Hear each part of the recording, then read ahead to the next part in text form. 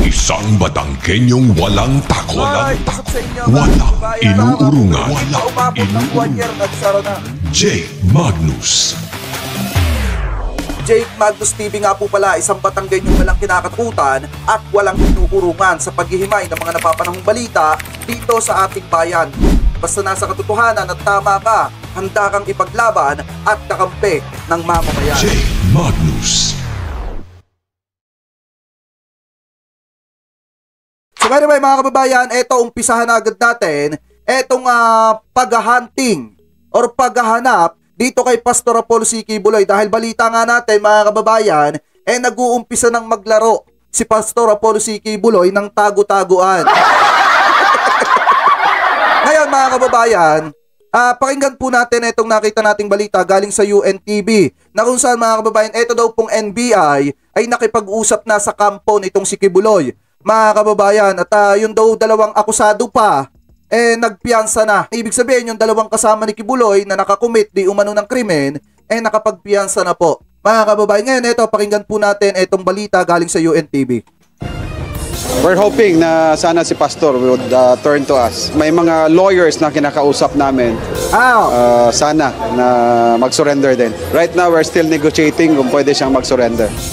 5 kapwa akusado na ng religious leader na si Apollo Quiboloy sa kasong child abuse ang sumuko na sa National Bureau of Investigation. Umaasa ang NBI na susunod na si Quiboloy bago matapos ang 10 araw. Ayon kay NBI Sino bang abogado nitong si Pastor Apollo C. Quiboloy, mga kababayan? Si Topacio ba? Paki-comment ka po mga kababayan, si Atty. Topacio ba ang abogado nitong si Pastor Apollo C. Quiboloy? Kasi mga kababayan, kung titingnan nyo kung iisipin ninyo, kung si Atty. Topacio yung abogado ni Pastor Apollo C. Quiboloy, hindi man lang nila napayuhan etong si Quiboloy na sumuko na. Kasi biruin nyo mga kababayan pamula sa pagtatago ni Pastor Apollo C. Quiboloy at hindi niya pagharap dun sa mga patawag sa kanya ng Senado na naging dahilan para labsan siya ng arrest order, talagang lumabas na rin mga kababayan yung iba pang mga warrant ni Quiboloy na mismong korte na naghatol sa madalit salita. So ngayon mga kababayan, na nakakapagtaka dito, di ba magagaling yung abogado ni Quiboloy? Hindi man lang napayuhan si Quiboloy na sumuko na para kung sakasakali mga kababayan maharap na ni Quiboloy yung mga inaakusa laban sa kanya kung talaga na may magagaling na abogado etong si Quiboloy mga kababayan. Yes, si Topacio. O nga, parang napapansin ko parang si Atty. Topacio wala nang kasong nahawakan na nanalo siya. Di umano. Di umano mga kababayan, parang napapansin ko lang.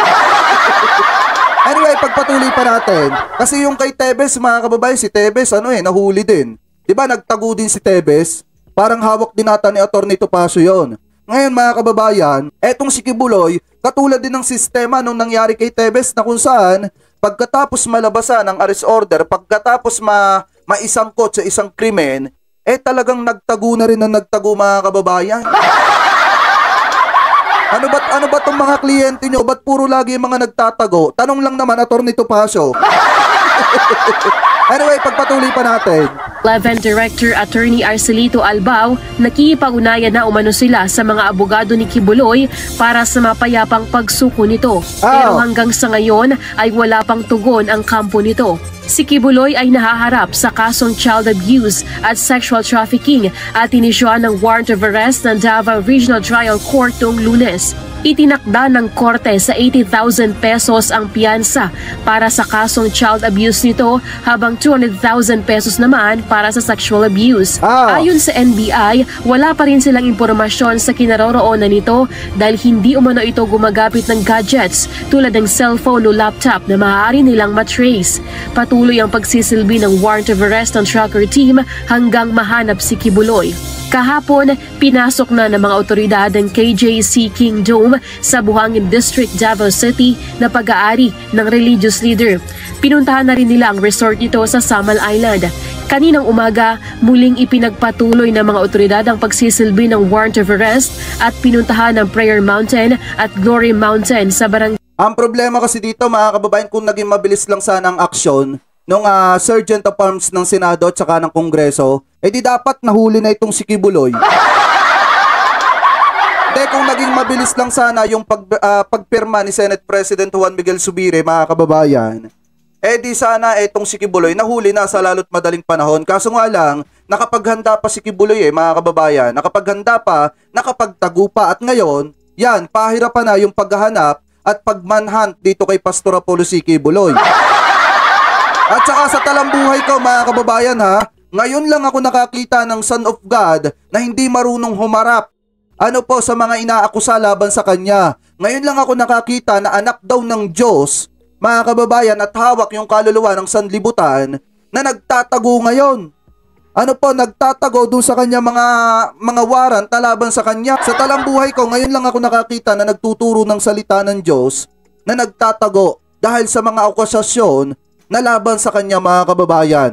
Sa totoo lang, kaya nga nagtataka ko kung ipagpapatuloy pa ba ni dating Pangulong Duterte yung pagpapatakbo ng Kingdom of Jesus. Ganong yung kanilang pastor na nagtaguyod noon, nagtatago dahil sa iba't ibang kaso. Yan ba ay may karapatan pa na magturo ng salita ng Diyos mga kababayan? Ganong pinatunayan na niya sa kanyang sarili sa pamamagitan ng kanyang pagtatago na nakakumit siya ng mga nakakadiring krimen mga kababayan. Kasi yung sexual abuse mga kababayan at saka yung mamolestya di umano dun sa mga bata, talagang nakakaruming krimen niya, nakakadiring krimen niya. Lalo na at ikaw ay kilalang tao at sinasabi mong anak ka ng Diyos. So anyway, pagpatuloy pa natin. Barangay Tamayong, 6 hanggang 7 properties ni Kibuloy ang nakatakda nilang puntahan. Umaasa ang NBI na nasa Pilipinas pa si Kibuloy dahil walang records ng paglipad palabas ng bansa ang private plane nito. We are not sure that still here in Davao, but we are pretty sure that he's still here in the Philippines, no? Kasi based sa record ng immigration, hindi siya lumabas ng country. Sumuko na rin sa NBI kaninang alas 9 ng umaga ang dalawa pang kapwa akusado ni Kibuloy sa kasong child abuse na sina Ingrid Canada at Jacqueline Roy. Pero agad namang nakalaya ang mga ito matapos magpiyansa ng tig 80,000 at makakuha ng release order mula sa korte. When they knew that they have already a warrant of arrest and they don't want that they will hide all the time while nakapende itong kaso. So they turned to us, just like yesterday, may dalawang nag-surrender. Ayon din umano sa mga ito, hindi nila nakita o nakausap man lang si Kibuloy nitong mga nakalipas na araw. Maling Moreno, UNTV. Nakakaawa naman. Nakakaawa naman itong mga naidamay ni Kibuloy. Sila mga kababayan, yung mga nakasama ni Kibuloy na nakakumit di umano ng krimen, mga kababayan, talagang sumuko na. At talagang binigyan ng respeto yung batas mga kababayan. Pero yung mismong sinusuportahan nila, hanggang ngayon nagtatago pa rin. Unang-una, mga kababayan, paano susuportahan yan? Ilan yung kanyang taga-suporta? 7 million na taga-suporta niya na maililigtas at tumaasa sa kanya na maililigtas yung mga kaluluwa nila. Ganong hindi kayang iligtas ni Kibuloy mga kababayan, etong 5 tao na nakasama niyang nakakumit ng krimen, hinayaan niya at iniwanan niya sa ere, mga kababayan. Kasi unang-una, kita nyo yung 3 sumuko na ata kahapon. Etong 2 mga kababayan, sumuko din pero nakapagpiyansa din mga kababayan. Si Kibuloy, kailan kaya si Kibuloy susuko at magpapiyansa? Diba mga kababayan, ang problema kasi, kung sa Senado pa lang talaga, nung una kung hindi lang sana nag-object, etong si Senator Robin Padilla, at hinayaan niya na ipataw yung contempt at maipatupad agad sa lalo't madaling panahon,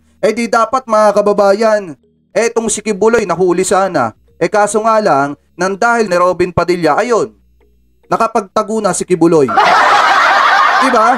So anyway, pagpatuloy pa natin, sobrang due process yung naibigay kay Kibuloy. Sa totoo lang mga kababayan. Use and rescue. Diyos ang aming sandigan, serbisyo publiko ang aming pinahahalagahan. Diretso na agad natin dito sa isa pang balita na nakita natin na kung saan mga kababayan, ito daw pong PNP ay bumubuo na ng mga tracker team para hanapin na itong si Kibuloy.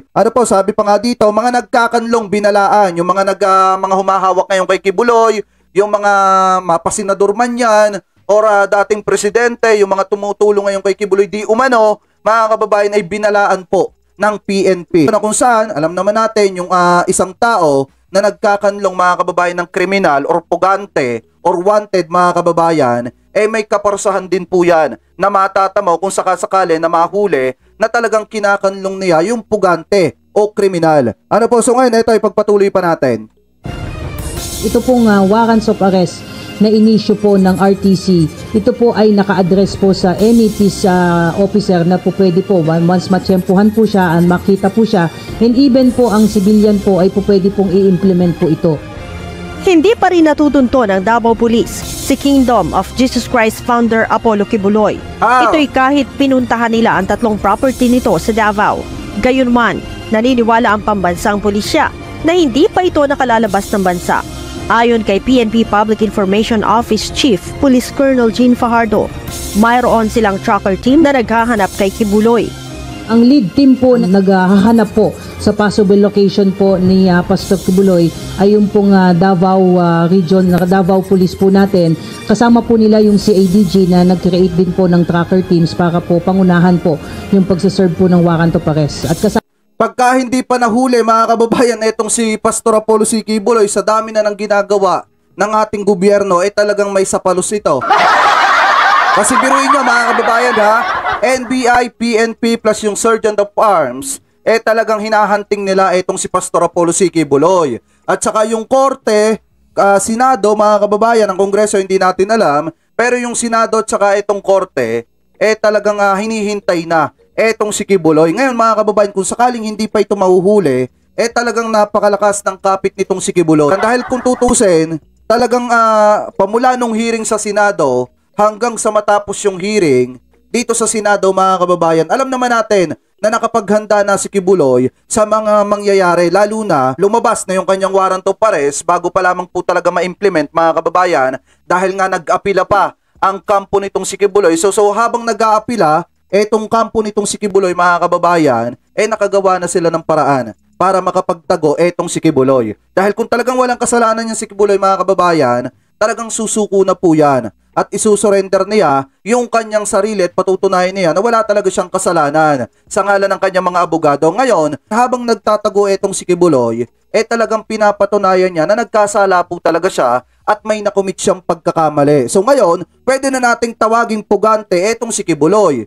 Kasi nga, ang pagkakaalam ko, parang wanted na po ata ito. Ang kulang na lang mga kababayan para mas lalong mapaigting at mahuli etong si Kibuloy, mga kababayan, yung paghahanap kay Kibuloy, talagang yung sinasabi ng mga netizen na dapat patungan na ng malaking amount sa ulo para mapabilis yung paghahanap dito kay Pastor Apollo C. Kibuloy. Malay nyo, ang nagkakanlong pala, di umano kay Pastor Apollo C. Kibuloy, ay itong si Jay Sonia. O di mas mapapabilis yung paghuli dahil ituturo ni Jay Sonia. Charot lang. Anyway, pagpatuloy pa natin. Sama din po natin dyan yung National Bureau of Investigation. Sinabi pa ni Colonel Fajardo na obligadong humarap sa otoridad si Kibuloy Tama. para sa kanyang kaso at hindi pwedeng abogado lamang nito ang laging nagpapakita. Ang warrant of arrest po ay inisyo laban po kay Pastor at yung kasama po niyang akusado. Dapat po siya po ang sumuko mismo para mapasailalim po siya sa jurisdiction ng korte. Kasi available naman po itong kaso niya.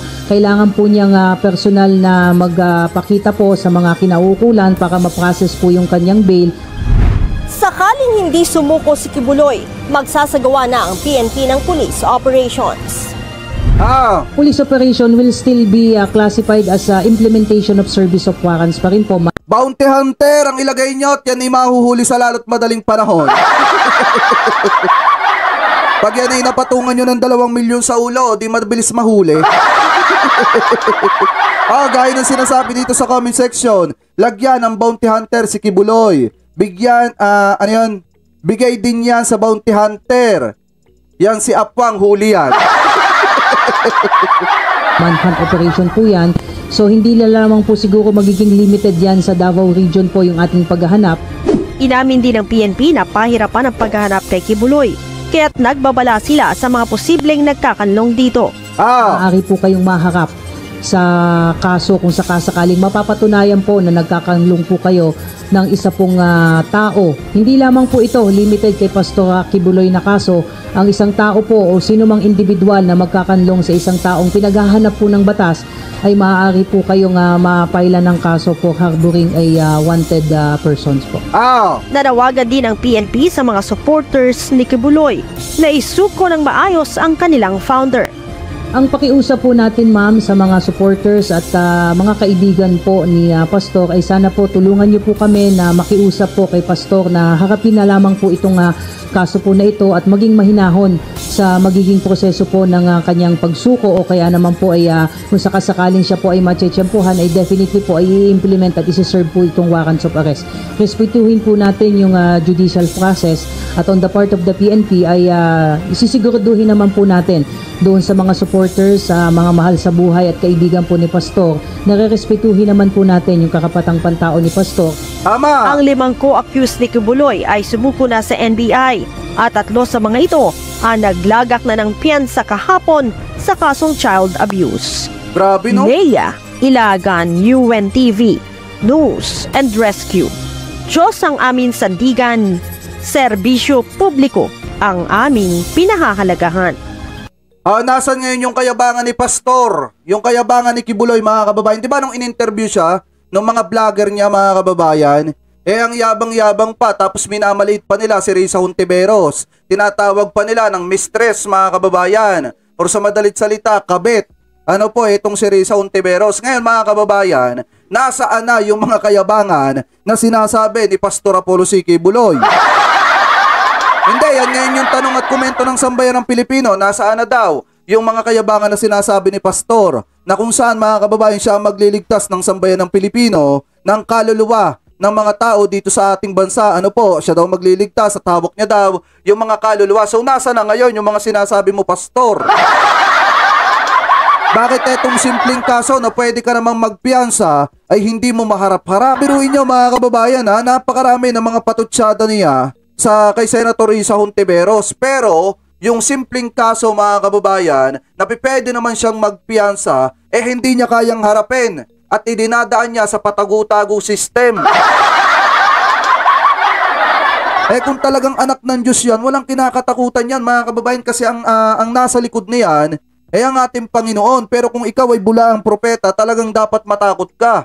Kasi ang nangyayari sa iyo ngayon, mismong Panginoon na yung may kagustuhan niyan. Ipagpatuloy pa natin dito pa sa isa pang balita na nakita natin na kung saan, mga kababayan. Ito, napakaliwanag naman. Mismong sinabi ng DOJ na hindi po sila makikialam sa paggulong at paglilitis ng mga kaso laban kay Pastor Apollo C. Quiboloy. Kasi nga, mga kababayan, mamaya, makialam itong DOJ at sabihin na naman ng mga taga-suporta or mga kaalyado nitong si Quiboloy na masyadong dinidikdik itong si Quiboloy. Alam nyo naman kung sino yung unang magsasabi niyan. Sasabihin na naman ni Banat Bay, itong si DOJ nakikialam na naman.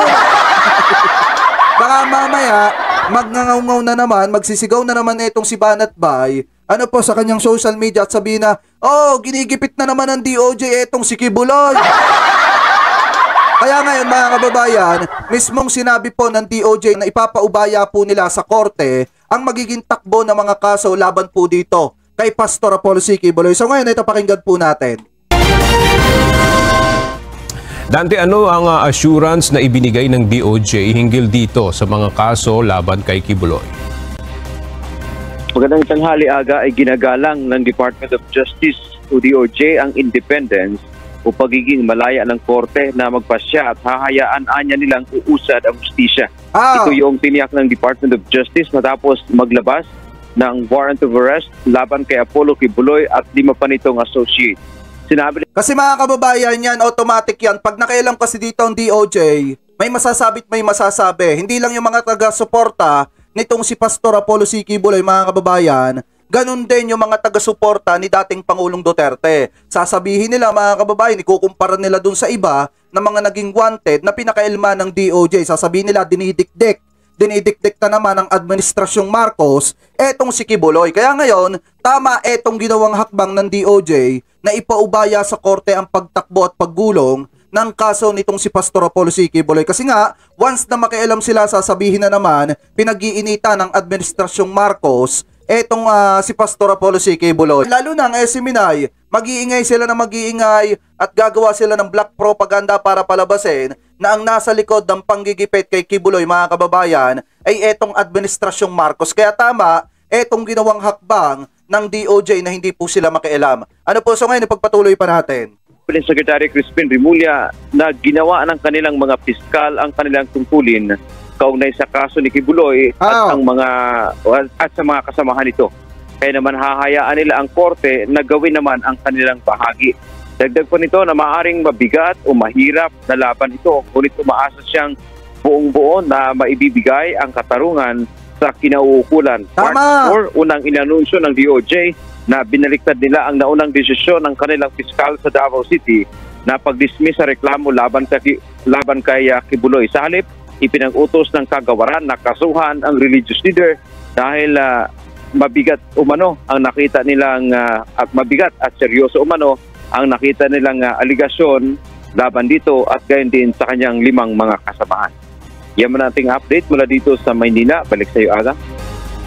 Maraming salamat, Dante Amento. Napakaliwanag dyan hindi makikialam ang DOJ. Baka sabihin na naman mga kababayan, nitong mga vlogger ni Pastor Apollo C. Kibuloy ay ginigipit ng Administrasyong Marcos at ginigipit mga kababayan, ginigipit nitong DOJ etong si Pastor Apollo C. Kibuloy. So ngayon, napakaganda ng hakbang na ginawa na ito ng DOJ. Hayaan natin na korte yung magpasya dito sa pagtakbo ng kaso ni Kibuloy. Kaya Kibuloy, kung napapanood mo ito, dapat sumuko ka na. Huwag mong pahirapan ang sarili mo.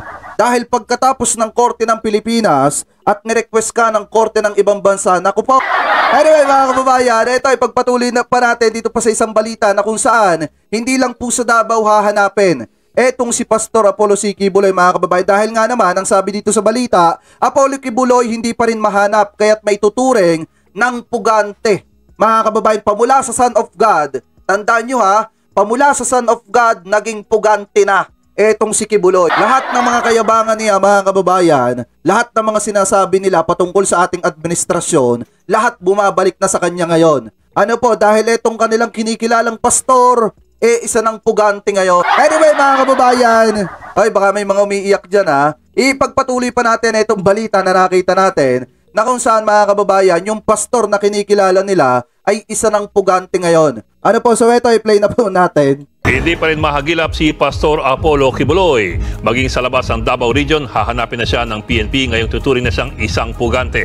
Nasa online na balitang yan si Jenny Dorn. Sumuko na sa NBI Davao ang 2 personal assistant ni Pastor Apollo Kibuloy na sina Jacqueline Roy at Ingrid Canada.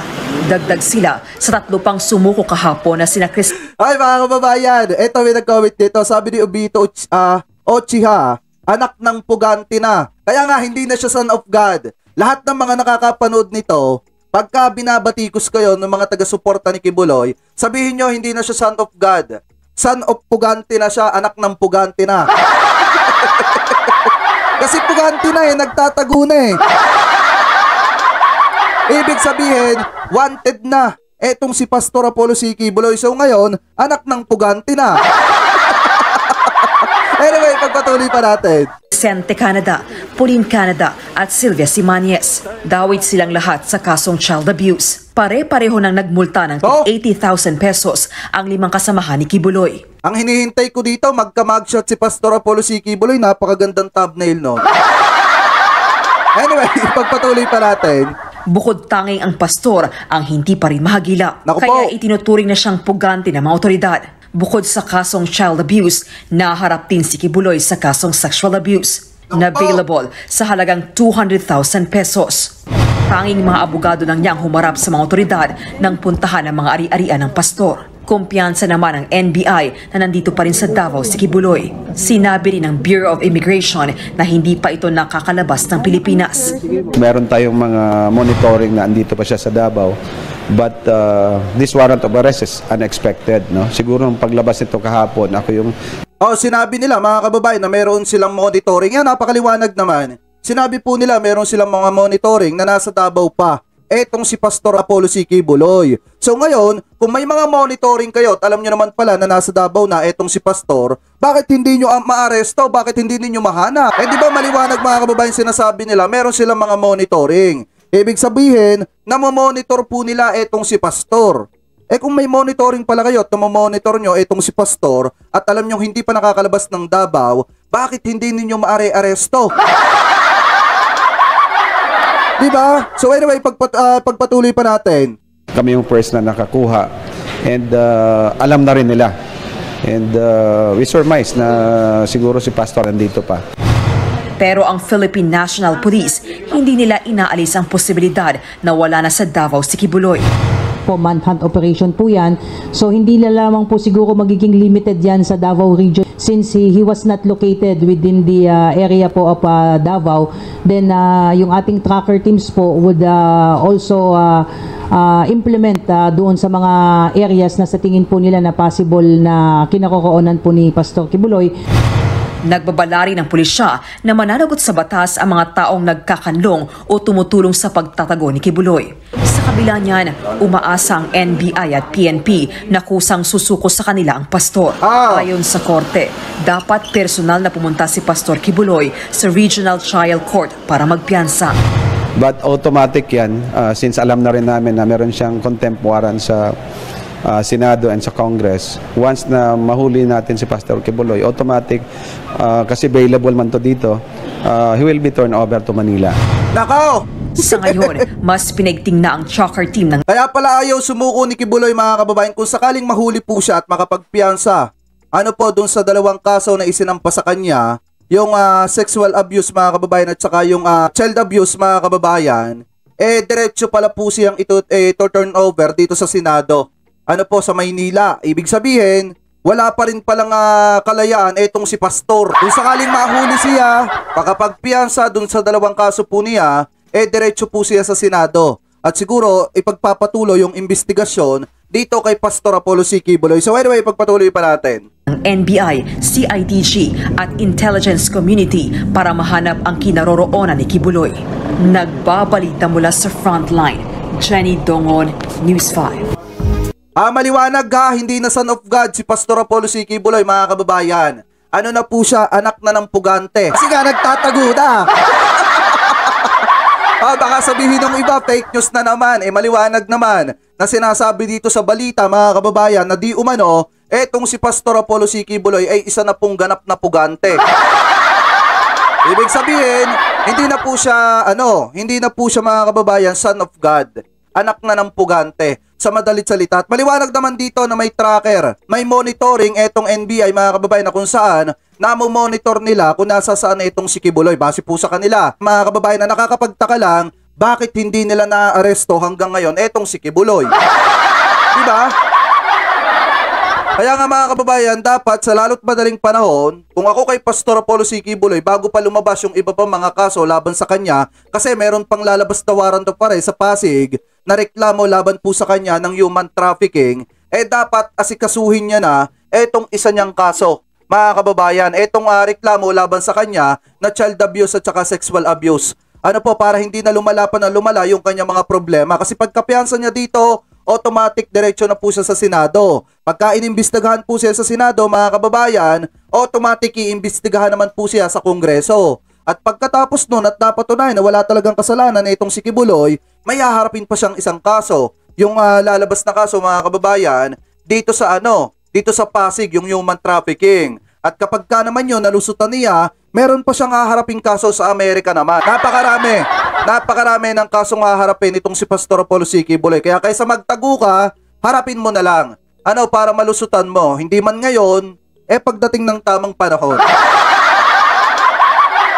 So anyway, mga kababayan, eto, may isa pa pala, hindi pa pala bukod pala sa pugante, talagang wanted na pala din etong si Pastor Apollo C. Kibuloy. Ano po, sa NBI. So anyway, mga kababayan, sabi dito, Kibuloy, isa ng wanted o fugitive sa bansa, NBA 11. Yun po yung nagsabi. So anyway, ipagpatuloy pa natin. Akusado ng religious group leader na si Apollo Kibuloy sa kasong child abuse ang sumuko na rin sa National Bureau of Investigation 11 pasado alas 9 ng umaga nitong Huwebes, April 4. Noong Miyerkules ng hapon, unang sumuko ang dalawa pang akusado habang nahuli naman sa kanyang bahay ang isang barangay captain. So when they knew that they have already a warrant of arrest and they don't want that they will hide all the time while nakapending itong kaso. So sabi dito, ito may nag-comment, nako, baka pagkakitaan ni Blank si Pastor Apollo C. Kibuloy. Ito lang yung maipapayo ko kay Pastor.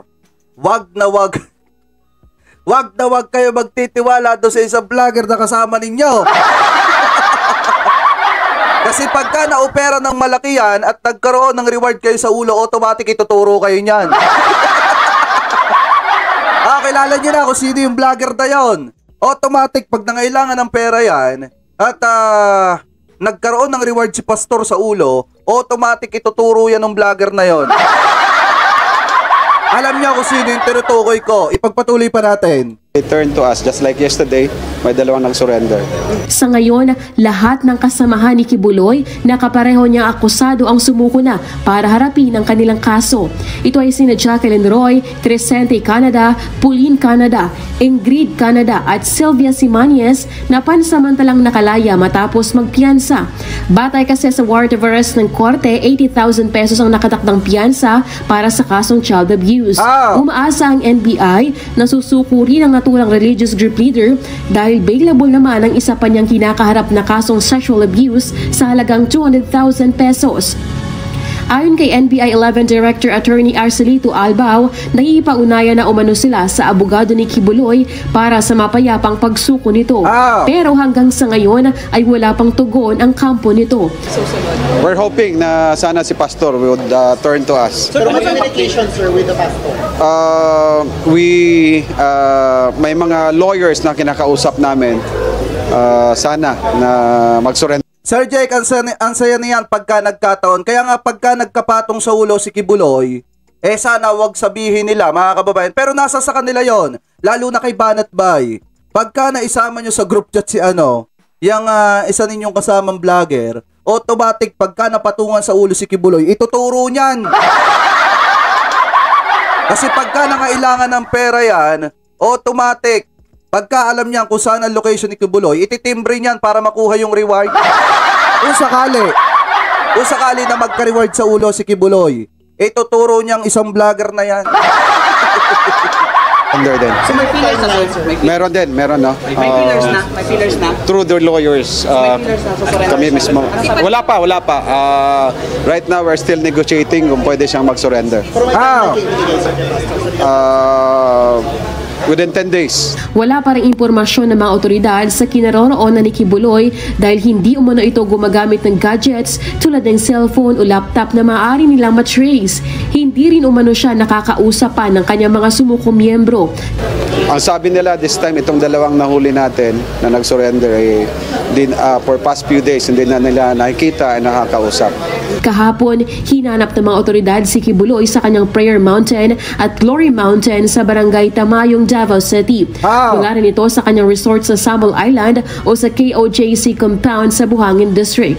6 hanggang 7 properties ni Kibuloy ang nakatakdang. Natural mga kababayan, lahat ng tatanungin nila dyan, lahat ng mga kasamahan ni Kibuloy na tatanungin nila, automatic itatanggihan si Kibuloy kasi alam naman natin, basta kampo ni Kibuloy ang tinanong mo, automatic malabong ituro niyan si Kibuloy. Kaya ang dapat nilang gawin mga kababayan, mag-imbestiga sila ng mas malalim para matukmo nila kung nasasaan na itong si Kibuloy. Kasi the more na nagtatanong sila sa mga kasamahan itong si Pastor Apollo C. Kibuloy, napakalabong ituga ng mga yan kung nasasaan na itong si Kibuloy.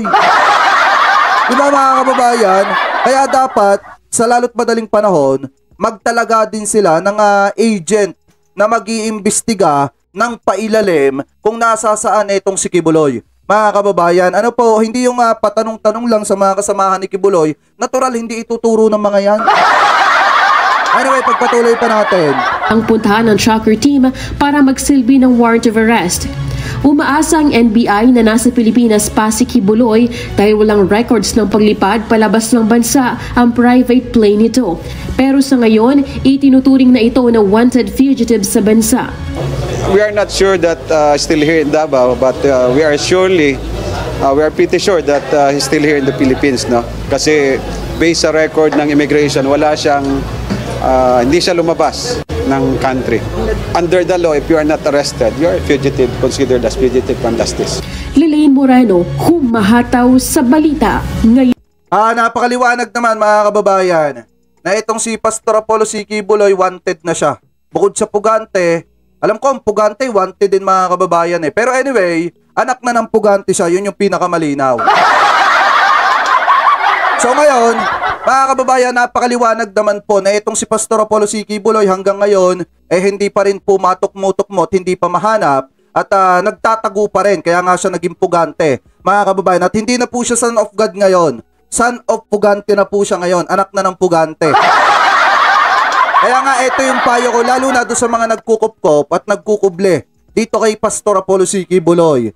Hanggat maaga po mag-isip-isip po kayo, lalo na alam naman po natin na yung ginagawa ninyo na pagkuble kay Quiboloy at pagtatago kay Quiboloy ay may karampatang parusa po yan. So ngayon, kung ayaw ninyong madamay dyan kay Pastor Apollo C. Quiboloy, mas mabuti na isuko nyo na po yan or kausapin nyo na sumuko at harapin yung mga kaso laban po sa kanya. Ano po mga kababayan? So anyway, kayo po ano po masasabi nyo hingil po dito sa mga topic po na tinalakay natin patungkol dito sa walang kamatayang issue nitong si Pastor Apollo C. Quiboloy. Sang-ayon ba kayo mga kababayan dun sa sinasabi ng sambayan ng Pilipino na dapat patungan na itong si Pastor Apollo C.